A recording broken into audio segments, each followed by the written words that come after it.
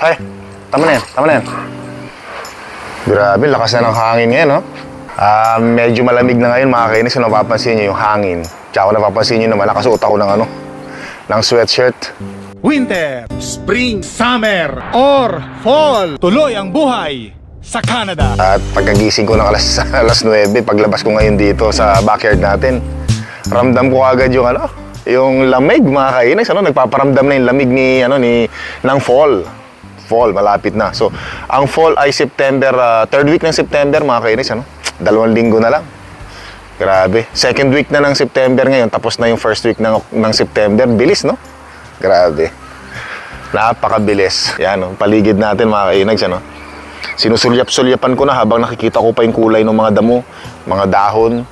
Ayan. Kamatis natin, dito pa. Sinusulyap-sulyapan ko na. Wala bang hinog?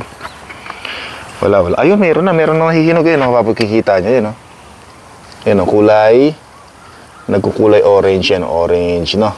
Kita nyo? Yan. Pero hintayin mo natin magkulay pula. Ubus na pala yung natin dito, yung pagkain ng ibon. Yan.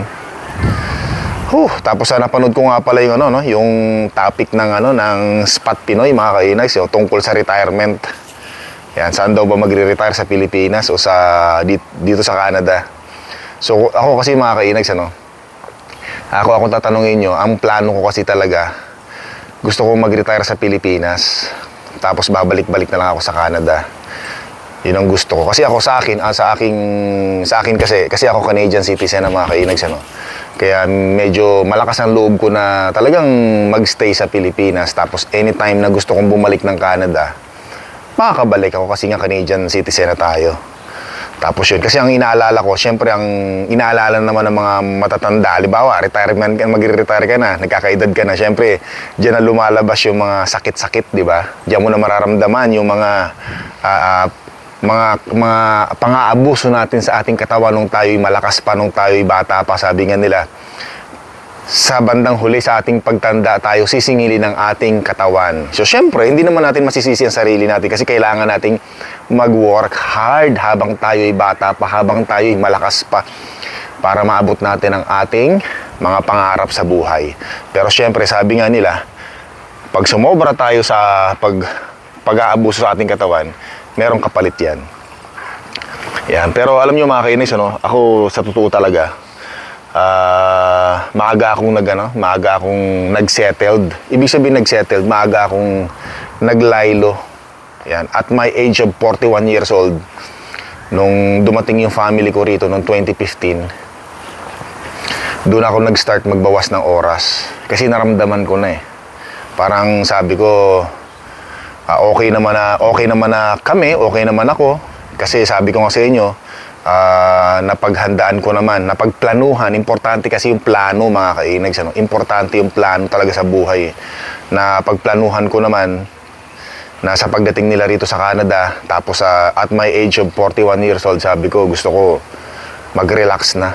Kasi ano naman yan, mga kainis, mararamdaman mo naman yan Mararamdaman mo naman talaga sa katawan mo tsaka sa isip mo na talagang minsan gusto mo na magpahinga, gusto mo nang mag-relax kasi wala ka nang hihilingin Kumbaga, syempre, na-settled mo na, yung mga goal mo sa buhay, mga plano mo, nakuha mo na.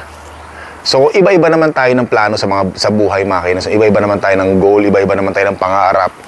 Ako, yung pangarap ko na yon, para sa akin, kontento na ako, naabot ko na. Ang pinapahalagahan ko na ngayon ay yung life, yung ma-appreciate ko yung Canada, yung nature, ma-appreciate ko yung meaning ng life para sa akin yun, mga kainags. Sabi ko nga sa inyo, kanya-kanya naman tayo Ako, sabi ko nga sa inyo, magkaroon lang ako ng bahay dito sa Canada. Hindi siya bago. Wala naman ako mga gamit na materialis puwertes. Pero meron, kahit luma, masaya na ako doon, mga kainags. Kontento na ako doon. Okay na ako doon. Yun ay para sa akin. Okay na ako doon, sabi ko. Tapos sabi ko nga, yung status natin dito sa Canada, stable naman. Kasi nga, Canadian citizen na tayo, di ba? So sabi ko, okay na sa akin yan. Komportable na ako dyan. Masaya na ako dyan. Sobrang saya ko na dyan kahit na Sabi ko, ang bahay naman natin ay luma yan. Kasi mga 1957 years, 1957 ginawa to no? Itong bahay natin to, built 1957. Okay na ako dyan mga kainags. Ano? Kasi alam nyo mga kainags, kaya ito yung bahay na binili ko. Single detached siya, no? Ibig sabihin single. Wala siyang katabing dikit, walang nakadikit na bahay. Talagang single siya. At saka kung napapansin nyo, sa mga lumang bahay, medyo malalayo yung agwat doon sa kapitbahay mo, sa kabilang bahay. Malalayo. Kaya kahit na mag-ingay ka ng mag-ingay sa bahay mo, hindi maapektuhan yung kapitbahay mo, no? Yan. Ganun din yung kapitbahay mo. Halimbawa yung kapitbahay mo, sobrang ingay. Ingay-ingay, gabi-gabi maingay. 'Di ba? Hindi ka maaabala kasi nga malaki yung pagitan. Walang nakadikit sa bahay mo. Kaya katulad nito mga kainags, oh. 'Di ba? Yung space niya, tingnan mo medyo malaki, medyo maluwang, ano? Sa kabila, kahit mag-ingay ang kapitbahay natin diyan, hindi tayo maapektuhan, 'di ba? Especially pag nasa basement ka, mag-ingay kayo diyan. Malayo kasi tingnan yung agwat, 'di ba? Siguro maririnig mo pero hindi ganoon kalakas. Kasi ako dati mga kainags, nagkaroon ako ng mga experience na ganyan, yung kasi nagtumira ako sa mga mga condo, syempre pag condominium may kadikit na bahay. Tapos marami akong tinirahan ng dikit-dikit ang bahay nung temporary foreign contract pa lang ako dito sa Canada. Minsan nakaka-experience ako ng maingay yung kapitbahay mo. Minsan pagka kinausap mo na wag maingay, parang nagagalit pa. Minsan di ka makatulog, maingay. Eh syempre kasi pag galing ka sa trabaho mo, 'di ba? Galing ka sa trabaho. Gusto mong magpahinga na pag-uwi mo. Tapos maingay yung kapitbahay mo, especially mga kabataan, makukulit, maiingay. Syempre parang wala ka ng para sa akin, parang wala ka ng peace. Gusto mong pahinga, 'di ba? Maingay ganon. So sabi ko sa sarili ko, pag ako bumili ng bahay, doon ako nagkaroon ng idea actually, no? Doon ako nagkaroon ng idea na kapag bumili ako ng bahay, gusto ko single detached. Pero syempre, sabi ko gusto ko rin yung yung malaki yung backyard mga kainags, malaki yung backyard para kung sakaling gusto kong tumambay katulad nitong ginagawa natin na to. Malawak yung ating malilibutan katulad nito. Kasi yung mga bagong bahay ngayon mga kainags, ay medyo maliit, siguro kalahati lang nito yung backyard makitid. Kasi halos lahat ng mga kaibigan ko, kakilala ko na pag pumupunta sila sa bahay natin dito, lagi nilang sinasabi, wow, ang laki naman ng backyard mo. Ang laki naman ng backyard mo, Inags. Ang sarap naman tumambay dito. Kaya nga yung mga aso natin, mga kainis, tuwan-tuwa yung mga yun. Ang lawak ng nalilibutan nila, no? Yan, no?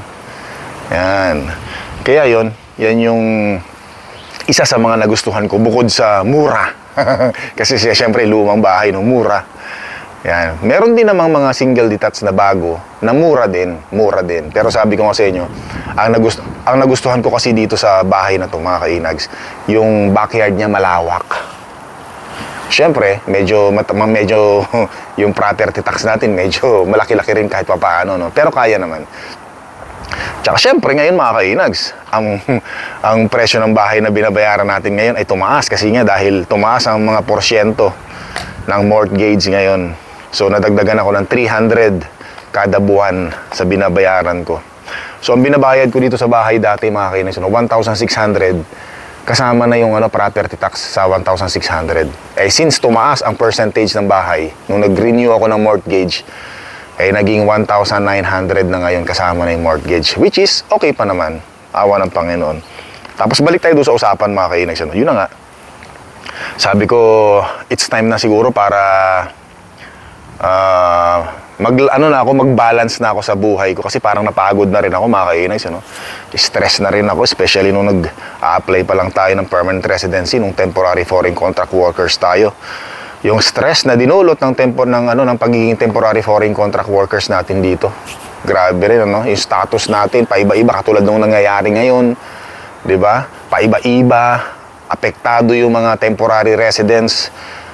Yun, ganoon din ang nangyari sa akin. Kaya sabi ko, it's time na. Kasi pagod na rin ako, mga kainis, Sabi ko, at my age of 41, kasi yung buhay naman ng tao, mga kainis, 40, pag nasa 40s ka na, nasa ka na yan, nasa gitna ka na.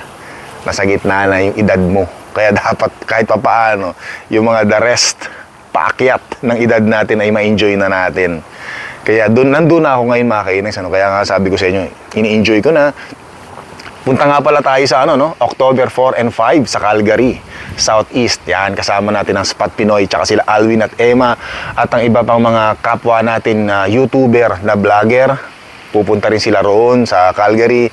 At kayong lahat mga kainags, mga subscribers, viewers, punta kayo para mag-meet naman namin kayo. At ito ang pinakamaganda kasi, hindi lang ako ang mamimit nyo, pati si Rice Velasquez, Ina Andulong, Carino family, at marami pang ibang mga vlogger mga kainags. One at a time, full package, di ba? Tsaka syempre gustong-gusto rin namin kayong makita, di ba? Yan. Ano na to, minsan lang to mga kainags, yan, iniimbitahan ko yung ating mga kababayan dito sa Edmonton, Red Deer, Calgary. Kita-kita po tayo. At saka by the way, itong darating na September 14, itong Sabado na, punta kami ng Red Deer kasi manonood kami ng River Maya. Yun. Nitong umaga lang, pagkalambing-lambing ng iyong mga matang, hayop kong tumingin. Yun. Kaya pumapangit ang panahon, Ang bihira. So by the way, yung pagpunta namin sa Calgary mga kainags ay sponsored ng Elements Residences. Yan, maraming salamat sa sponsor namin, Elements Residences. At maraming salamat din doon sa naging contact natin. At maraming salamat siyempre, of course, kay Lodi Marcarino, ang aming middleman. Nag-aayos lahat, nag-i-inform sa amin lahat kung anong gagawin namin. Maraming salamat. Dami ko sinabi. Coffee muna ako mga kainags, sandali lang Tsaka itong bahay kasi mga kainags, yung presyo kasi ng bahay namin na to, 314 Canadian. 1,000 to, 1,000. Tsaka nung time na yun, ito lang yung talagang pasok sa budget namin. Kaya ito yung talagang inano namin, kinuha namin. Kasi hindi namin kaya yung yung presyo ng bahay na pag nasa nasa 400 na. Hindi kaya naman, actually kaya naman. Kaya lang, syempre, iniisip ko mga kainags, pagka kumuha kami ng 400, ang presyo ng bahay, 400,000 Canadian dollar ang presyo ng bahay. Alam namin na talagang kakayod kami ng kakayod sa trabaho. Kasi nga sabi ko sa inyo, ang plano ko kasi, gusto kong mag-relax na mag-relax na, ayoko na yung at my age na 40 ay trabaho pa rin ng trabaho. Pero yan, sabi ko sa inyo, depende yan mga kainis. Iba-iba tayo. Ako kasi ganun ako, So may siyempre yung iba, meron at 40 years old, kayod pa rin ang kayod. Kasi gusto nila yun, doon sila masaya. Ako sa akin lang. Yun yung ko. Gusto ko na mag-enjoy, gusto ko na mag-relax. Gusto ko ng balance life. Maraming oras para sa sarili. Maraming oras para sa mga gusto kong gawin, alam niyo yun. Yan. Kaya awa naman ng Panginoon. Sobrang saya ko naman ngayon. Kaya nga nagagawa natin yung vlogging mga kainags. Vlogging. Nag-i-enjoy tayo sa vlogging. Yan. Kasi 314 okay na kami dyan Talagang kahit na hindi tayo mag-overtime sa trabaho, nababayaran pa rin natin yung ating mga bills. Yan. Especially sa bahay at mortgage natin. Pero marami kasi hanggang ngayon kasi marami pa rin nagsasabi, mga nagko-comment doon sa mga previous vlogs ko, na ang lakas ng lobong magsalita na 32 hours ka lang a week kasi kumikita ka sa vlogging mo. Yun. Totoo po yun. Pero alam niyo po, bago ako mag-start mag-vlogging, kasi nag-vlog ako December 26, 2020. Pero nung 2017 pa lang, 32 hours na po ako nun sa work. Nagbawas na talaga ako ng oras. Pero hindi pa ako nagbablog noon. Kaya wala pa akong extra income sa vlogging. 2018, 19, yan talagang, tsaka hindi ako nag-overtime man ako dati. Pero bihirang-bihira, mag-overtime man ako isang oras. Hindi ko sinasabi ito mga kainis para magyabang Ito ay sinishare ko lang. Sinasabi ko lang. Kasi sabi ko nga, importante rito. Importante talaga kasi sa lahat ay ang pagpaplano. Disiplina sa sarili. Yan. Para maabot natin yung goal natin. So nabanggit ko nga sa mga ibang vlog ko, di ba? na may mga gusto akong bilhin dati nung ako'y temporary foreign contract workers pa, nung ako'y isa pang hindi pa ako permanent resident dito sa Canada. Talagang ang goal ko nun, ang plano ko nun, mag-ipon. Yan. At ayoko mangutang kasi sabi ko nga baka dumating yung time na swertehin kami dito sa Canada. Madala ko yung family ko rito at maging permanent residents kami sa Canada. May bahala na ako mga kainis. Meron na akong makakaporma na ako. Yan. Kahit naman sa lahat, kahit mapanood nyo sa Facebook, mapanood nyo sa YouTube, sa TikTok, lagi nilang sinasabi, importante ang pag-iipon mga kainags. Para kung sakaling dumating ang panahon, hindi ka mangangamba, hindi ka mabibigla. So yun nga ang pinagplanuhan ko mga kainags. Yun ang pinagplanuhan ko talaga. Kaya minsan, ang dating ko talaga, sobrang yabang pagka kinikwento ko yung aking status dito sa Canada. Yung sinasabi ko na 32 hours lang ako a week, hindi ako nag-overtime. Lahat yun ay planado mga kainags. So, syempre, proud ako na ikikwento ko para maging inspirasyon, maging motivation. Yan.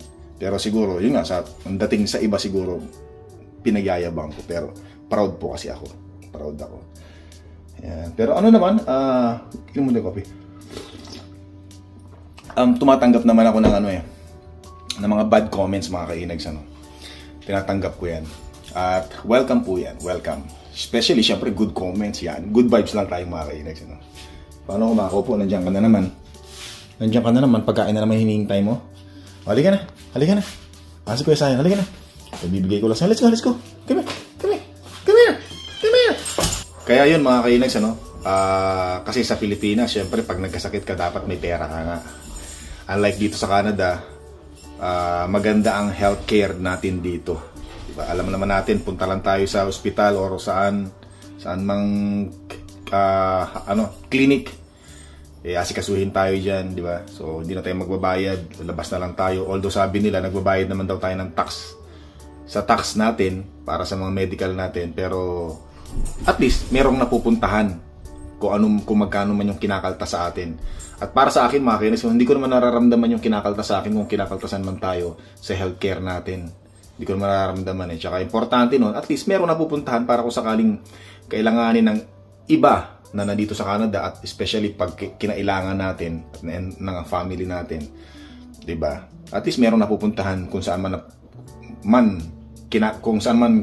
napupunta yung kinakaltas ng tax sa atin. Diba? So yun yung kagandahan dito. Kaya sinabi ko rin na punta-punta rin dito. Hindi natin alam, 'di ba? Pagtanda natin ay wag naman sana maging sakitin tayo, o 'di ba? Di stay tayo dito sa Canada. Pero ngayon kasi malakas pa tayo. Ang plano kasi natin, ang nasa head kasi natin, nasa head ng utak natin ay ako sa akin ganun, no. Pilipinas ako magstay kasi nga malakas pa ako ngayon, 'di ba? Hindi natin alam pag magre-retire na tayo, ano na ba status ng katawan natin, ano na ba status ng health natin. So doon talaga tayo mag-iisip. So, yan. Pero syempre, sabi ko nga sa inyo, kung ako tatanungin nyo, gusto ko sa Pilipinas. Syempre, naikumpara ko na ang Canada sa Pilipinas. Syempre, at my age, halimbawa, syempre, pagka ikaw ay bata pa, ang hanap mo talaga ay trabaho. Talagang Canada ka, magstay ka talaga sa Canada. Pero, pag nagkakaedad ka ng mga kainis, tapos matagal ka na rito sa Canada, na-experience mo na yung snow, yung hirap ng winter. At saka anong kultura rito, yung sabi ko nga sa inyo, di ba? Sa Pilipinas, sabi nga ni Mark, sa Pilipinas, labas ka lang ng bahay mo, marami ka naman makakausap doon. Marami ka na makikita, malilibang ka na. Yan, kasi yung mga matatanda dito, mga kainags, madalas mo silang makita ang tambayan nila, coffee shop, Tim Hortons, McDonald's, AMW, tapos mga nasa mall, food court ng mall. Grupo-grupo sila roon. Grupo-grupo. Umiinom sila ng coffee, nag-uusap sila, nauubos ang oras nila sa kwentuhan lang. Kahit na wala na silang kaping iniinom. Yung iba nga, mag-i-start alas 5 hanggang alas 10 ng umaga. Nandun lang sila, nakaupo, masaya sila. Sa Pilipinas, mga kainas, iba talaga pag nag-retire ka sa Pilipinas. Marami kang magagawa ron. Lakas ng hangin, grabe, no? So yan mga kainags, lagi nating tatandaan, importante ang pagpaplano, importante ang pag-iipon para sa ating mga pangarap. So maraming salamat mga Kinags. Good vibes lang tayo ha. Don't forget to subscribe and click the like button. Leave your comments at kita tayo sa video videos hanggang sa muli.